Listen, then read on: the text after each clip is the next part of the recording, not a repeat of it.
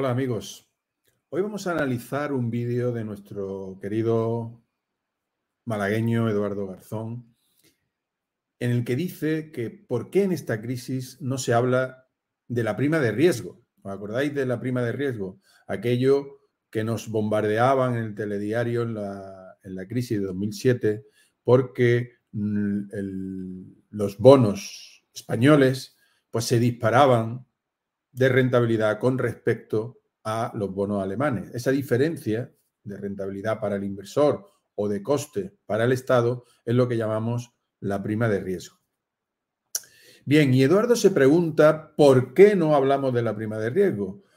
Y tiene una teoría, y la teoría es que, bueno, hemos vencido el problema dándole a la maquinita de hacer dinero, como popularmente se dice, cuando el Banco Central Europeo decidió, por boca de Draghi, hacer lo suficiente para terminar con la crisis. Y el problema es que él piensa que esto es gratuito, ¿no? Y vamos a ver un poco lo que él comenta y vamos a hacer algún comentario al respecto. Como que un banco central puede mantener controlada la prima de riesgo siempre que quiera. Lo que pasa es que de esto nunca nos hablan. Pero, ¿qué hizo el Banco Central? Crear dinero a mansalva para comprar bono público en el mercado secundario y por lo tanto quitándole el miedo a los inversores. Es decir, él lo que dice es, el Banco Central puede comprar a diestro y siniestro deuda pública para que los estados tengan dinero suficiente, puede crear dinero de la nada para quitarle el miedo a los inversores. Lo que está haciendo es quitándole el miedo diciendo, hay un banco central detrás que va a soportar esa deuda, que va a soportar los euros que circulan por España, que circulan por Italia, Irlanda, Grecia, Portugal, etc. Esos bonos que emitieron estos países iban a estar soportados por el Banco Central Europeo. Y eso es lo que iba a eliminar la prima de riesgo. Continuamos oyéndolo. Porque ya sabían que había un banco central que iba a comprar un montón de bonos públicos siempre que fuera necesario para mantener controlada la prima de riesgo. Por lo tanto, los inversores perdieron el miedo y la prima de riesgo empezó a bajar y a bajar y a bajar hasta unos niveles mínimos y así ha seguido hasta la actualidad, exceptuando algunas oscilaciones. Y ya está. Problema de la prima de riesgo solucionado. Sí. Y ya está. Problema de la prima de riesgo solucionado. Vamos a ver. El problema de esto es creer en los Reyes Magos. Porque claro, vamos a suponer, como hacemos en matemáticas, ¿no? Vamos a llevar al absurdo este razonamiento. Bueno, pues si todo se puede solucionar creando dinero de la nada, creando dinero a mansalva y dándole dinero a los estados para que compre y todos los bonos del mundo, pues no habría crisis, no había ningún problema nunca, ¿no? Eso sería la reducción al absurdo de este comentario. Pero es que me llama la atención que Eduardo no se dé cuenta del coste que está teniendo para nosotros esta actuación del Banco Central Europeo. El Banco Central Europeo puede tomar unas determinadas medidas económicas coyunturales para ayudar a salir de la crisis.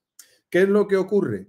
Que lo que hacemos es tomar esas medidas coyunturales como medidas permanentes para no salir de la crisis, para no tomar las medidas necesarias para salir de la crisis. El Banco Central Europeo te puede facilitar la salida de la crisis para que no sea muy traumática, pero los estados lo que hacen es justo lo contrario, utilizar esas ayudas para no tomar las medidas necesarias para salir de la crisis. Vamos a seguir oyendo. Simplemente por una intervención del Banco Central Europeo. Una intervención a la que se había negado simplemente por un motivo ideológico que era el de castigar a los países del sur. Bueno, esto ni siquiera merece comentario, ¿no? O sea, el Banco Central Europeo lo que quería era castigar a los países del sur, como si fuéramos niños pequeños que viene el maestro y nos quiere castigar, ¿no? O los padres que quieren castigar a los hijos que se han portado mal. Ese es él que dice que es un problema ideológico, yo creo que el problema ideológico lo tiene él, ¿no? Porque no me imagino castigar por castigar unos países a otros. De hecho, ahora nos está dando y así nos va. Pero vamos a seguir oyendo a ver cuál es la solución que él plantea y si no le ve ningún problema. Aunque él lo comenta, ve un problema, pero para él parece que no existe. Por cierto, no sé si os imagináis la excusa que utilizaban aquellos que se oponían a esta medida. Probablemente la hayáis adivinado, la inflación. Iba a aparecer muchísima inflación si el Banco Central Europeo se hubiese puesto a crear mucho dinero para comprar estos bonos, incluso algunos decían hiperinflación. ¿Pero qué ocurrió? Que lejos de aumentar la inflación, disminuyó. Vaya, que fallaron estrepitosamente con esa predicción. Esta es la demostración de por qué el problema no era ni es los elevados niveles de deuda y déficit público. El problema era otro, era de carácter político e ideológico. Bueno, vamos a ver.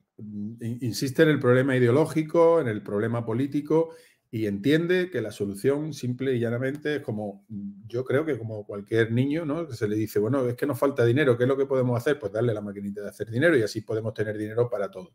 Y no le ve ningún problema.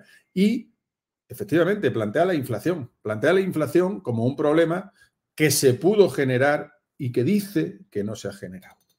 Bien, vamos a ver lo que ha pasado realmente, porque claro, él se queda en que la inflación no se generó en unos determinados años, pero está obviando que ahora estamos sufriendo una inflación muy alta, una inflación que nos está pervirtiendo todo el sistema económico porque la inflación es algo que no nos podemos permitir. Y si no, que se lo pregunten a Argentina, que se lo pregunten a Venezuela, que se lo pregunten a Zimbabue en su momento, a la Alemania de entreguerras, etcétera, etcétera, etcétera. Una inflación que se puede desbocar es una inflación muy peligrosa. Una inflación relativamente pequeña, pero yo estoy hablando del 5, del 6, del 7%, es una inflación que no está desbocada, pero que nos merma nuestra riqueza año tras año. Por lo tanto, la inflación tiene unos costes muy importantes. Pero él plantea que la inflación no se ha generado en los años posteriores a las famosas 14 palabras de Mario Draghi.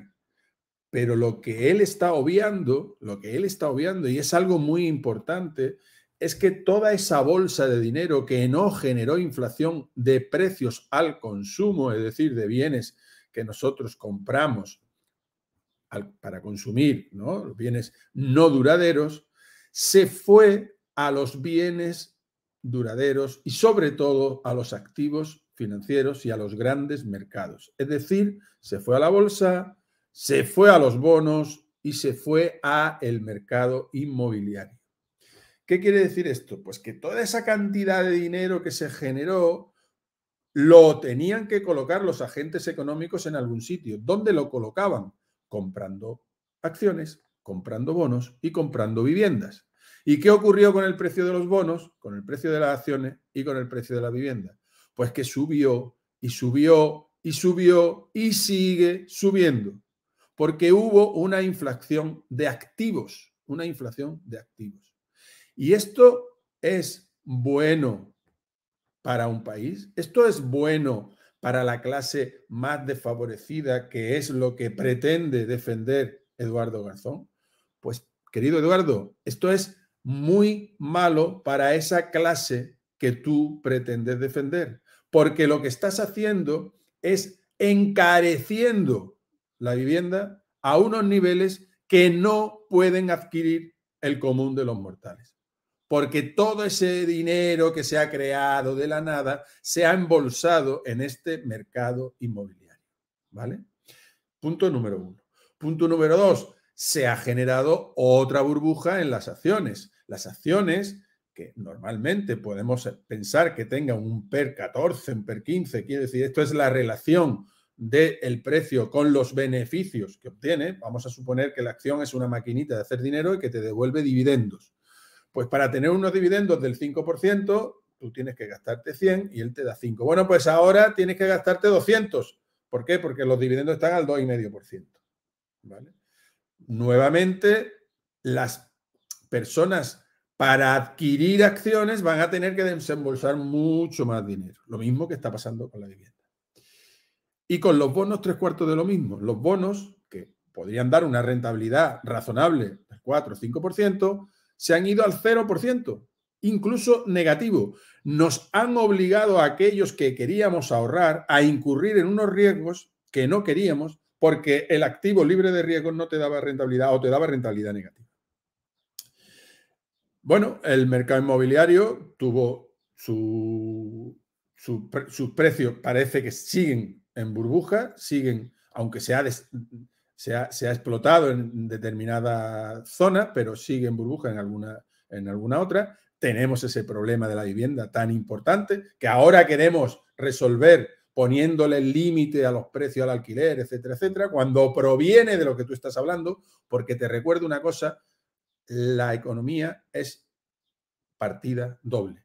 No hay nada gratis.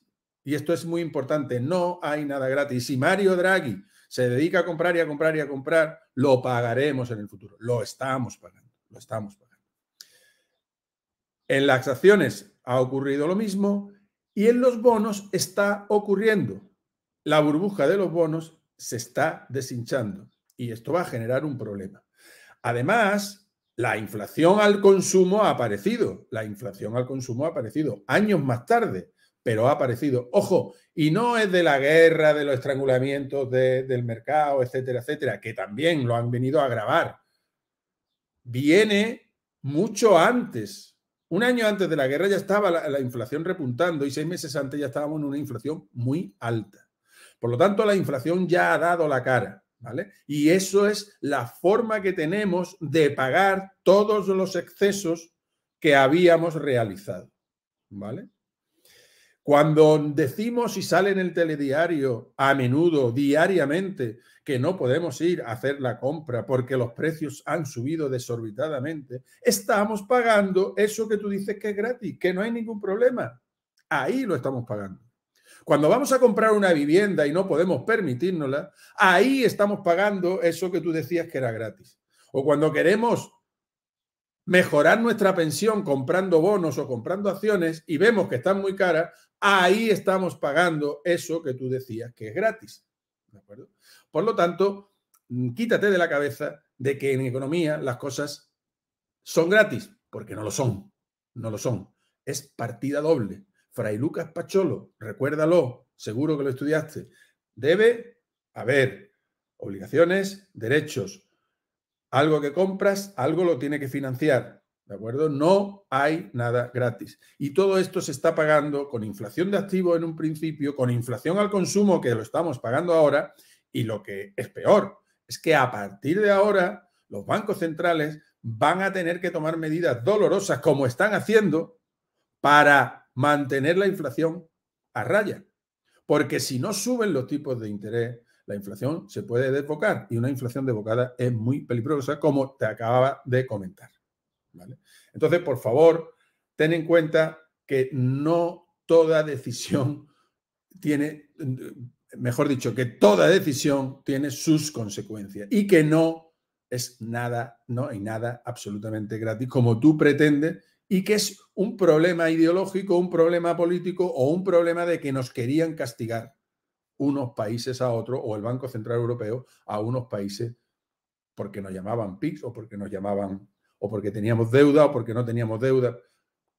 Ahora estamos en una situación crítica porque nos hemos acostumbrado a la deuda. Somos adictos a la deuda, somos adictos al tipo de interés bajo, somos adictos a una economía total y absolutamente incentivada, subvencionada, ayudada por estímulos, ¿de acuerdo?, que no son naturales.